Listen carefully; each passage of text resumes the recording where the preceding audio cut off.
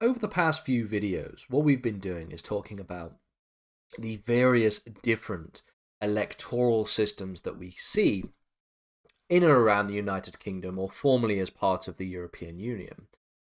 This lesson is going to finalize this series by thinking about the additional member system, or AMS. Specifically, we're going to be thinking about how the additional member system works. We will give some examples and its use in specifically the Scottish Parliament, and then we will think about the advantages and the disadvantages. So beginning first then, the additional member system is what we call a hybrid electoral system. It is designed to try and combine the benefits that you see with first past the post, but also with the idea of proportional representation. Arguably the major challenge and the major disadvantage that a number of people levy against the first past the post system is the fact that it is not proportional. It does not offer a proportional representation system. AMS is primarily used for elections in the Scottish Parliament, the Welsh Parliament, and the Greater London Assembly. And so, really, what we're going to see here is the key features, the ways that it works, and then start to think about some of the advantages and disadvantages.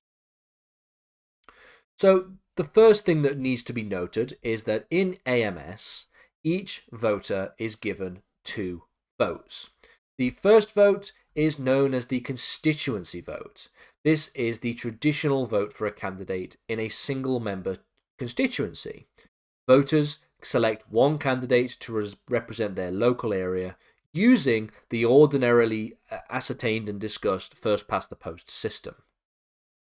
The second vote in this system is a regional vote. This vote is for a political party or a regional list of candidates. So voters select a party, or in some cases an individual regional candidate, and the votes for this party or list will be used to allocate additional seats in order to essentially take the already disproportional first past the post system and to improve its proportionality. Constituency seats are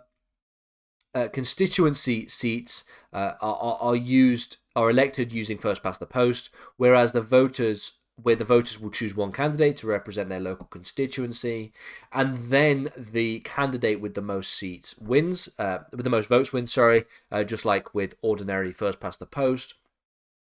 And these constituencies are similar to those used in the first past the post system. So let's take an example then of how this works when we think about in Scotland. In the Scottish parliamentary elections, there are 73 constituencies, each of which electing one member of the Scottish Parliament. And this is done using first past the post. Now, the second vote is the regional vote, and it is used to elect representatives for multi-member regions. These regions are larger areas, and they are elected using a proportional representation system. This is usually known as a closed list proportional representation, or a variation of something known as the D'Hondt method. Now, in Scotland, for example, again, using Scotland as the example, there are 8 regional constituencies. Each of these 8 regional constituencies elects 7 members to the Scottish Parliament. These seats are used to top up, essentially, the number of seats that each party holds in order to make the result more proportional.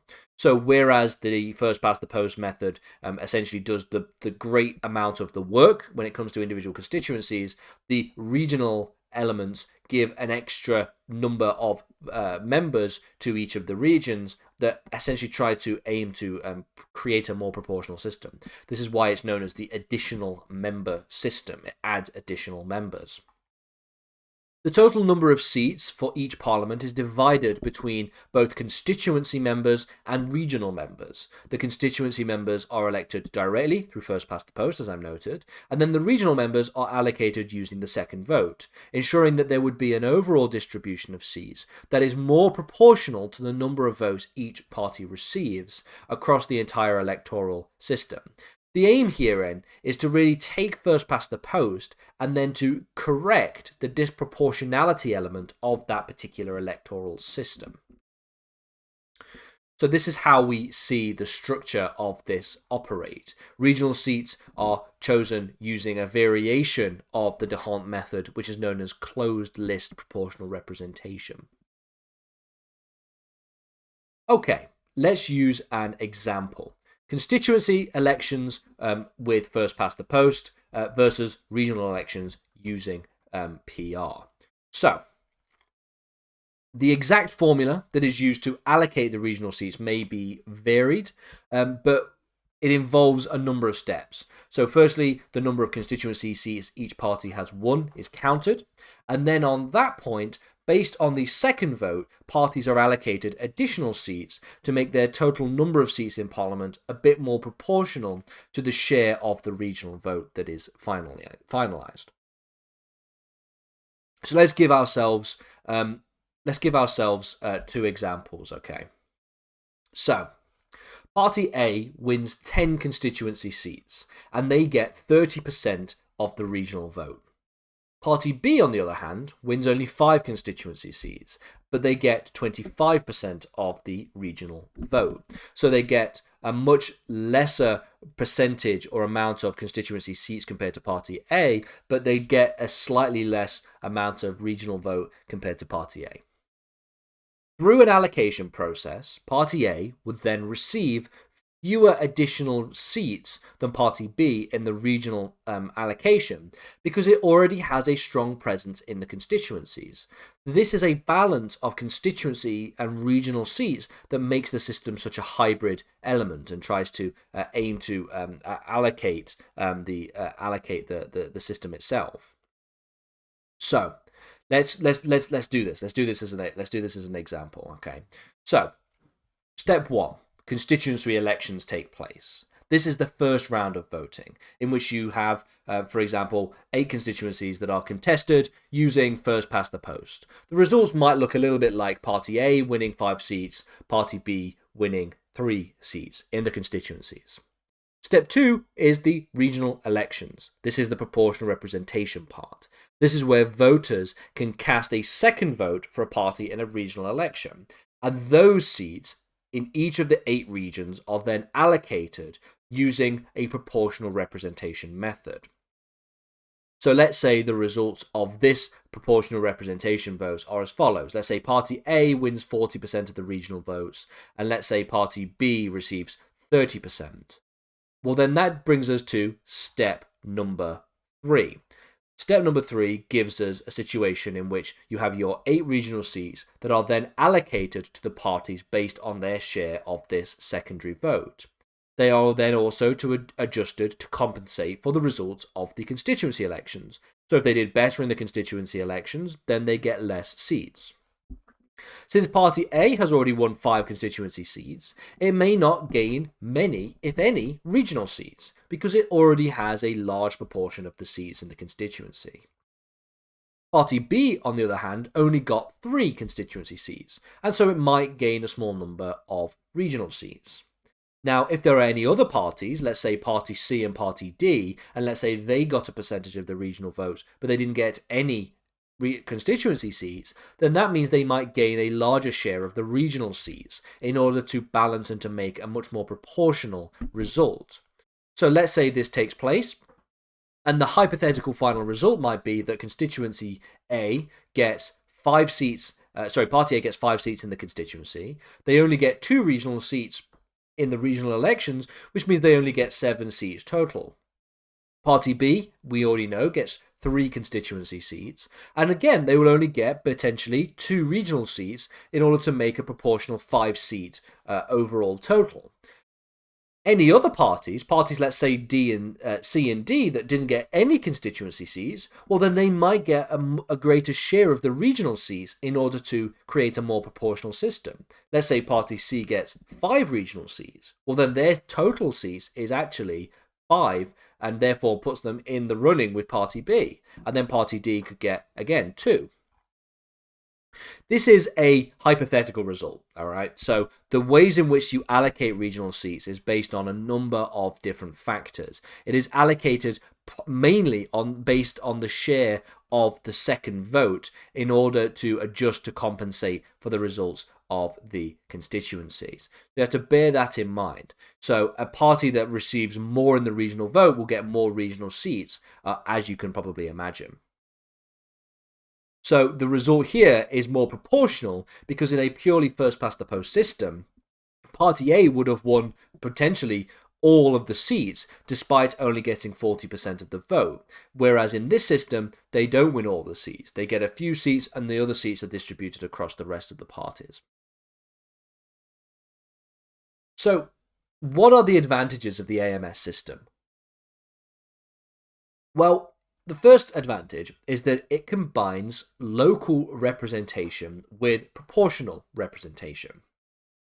The AMS system maintains the local connection between voters and their representatives, as would be the case when we think about first past the post, but it also ensures that the overall result is more proportional through the use of these regional seats. In addition, by using proportional representation for the regional vote, the AMS system then goes to reduce the number of wasted votes, which are votes that otherwise would have had no impact or had no relevance or maintenance on the final result if it had just been under a first-past-the-post system. This system also gives voters greater choice. Voters have 2 votes. They have one for their local candidate and they have one for a political party, giving them more flexibility in enabling them to support local candidates from one party and a regional list from another party if they prefer to. Another advantage is that it takes the already quite simple, easy to understand system of first past the post. It takes what is arguably first past the post's largest critique, the idea of it being disproportionate, and it corrects that disproportionality. It then allows for the correction of disproportionality, which can lead to parties winning a disproportionate number of seats relative to their share of the vote. And then finally, it encourages smaller parties. Again, they have a better chance of winning seats through a regional vote, allowing for a more diverse representation within the political institution that we're talking about. Finally then, what are the disadvantages of AMS? Well, the first you could probably imagine is complexity. You might not have understood how it works. It is quite difficult to explain. It's quite difficult to get your head around. The system can be more difficult to understand compared to just the single member first past the post system that we already have in general elections. It also doesn't eliminate another problem that you have with first past the post. It only deals with the proportionality element of first past the post. But what about the idea of tactical or strategic voting? Voters may still engage in tactical voting, particularly when it gets to the regional vote, because by voting for the party they think has the best chance of winning seats, this will then influence the distribution of regional seats, just even if you're not voting for a candidate that you necessarily support wholeheartedly or a party that you support wholeheartedly. It also leads to a situation in which you have the disadvantages of proportional systems applied to AMS. So, for example, the potential for coalition governments. Because AMS results in a more proportional distribution of seats, it can lead to coalition governments. Now, in some senses, the idea of coalition government can be seen as an advantage because it can lead to a greater and broader representation and a much stronger amount of deliberation in passing legislation. But in other situations, it can lead to less stable political environments, more complex political environments, and a lot of what you would describe as sort of the word, I forgot the word, political compromise. There we go. Political compromise on policies, because that has to essentially align with the broader policies of the coalition. Another problem is this phenomenon known as overhang seats. In certain situations, a party may win more constituency seats than its proportional share of seats would entitle it to. What this does is create what are known as overhang seats. Overhang seats can then slightly distort the proportionality of the system through adjustments that are usually made, are usually made to accommodate this particular problem. So overhang seats can be a problem in this particular situation where you have a higher than ordinary disproportionate, a proportionate share of the seats that they're entitled to, but generally speaking, it can distort proportionality, but there can be adjustments that are made to overcome this problem. And then finally, you have the fact that while it does improve the proportionality, it improves the proportionality of a disproportionate system of first past the post. So why should we have first past the post, which is disproportionate, and try to improve it? Why don't we just go for a truly proportionate system like STV, or a system that we're not going to examine, which is known as the mixed member proportional vote, the MMP? But why not go for one of those situations rather than one that is taking a disproportionate system and trying to fix it in a way that allows it to be more proportionate? That is one argument against AMS as well. So, as a general conclusion, it's a hybrid voting system, AMS, that combines local representation with the proportionality of regional representation through the addition of additional members. It's a system that essentially ensures that the outcome of elections reflect a proportional support for the parties, but while it offers a more balanced and fair representation of voters, it can be seen as more complex and also increase the possibility of coalition governments, which in and of themselves have notable challenges.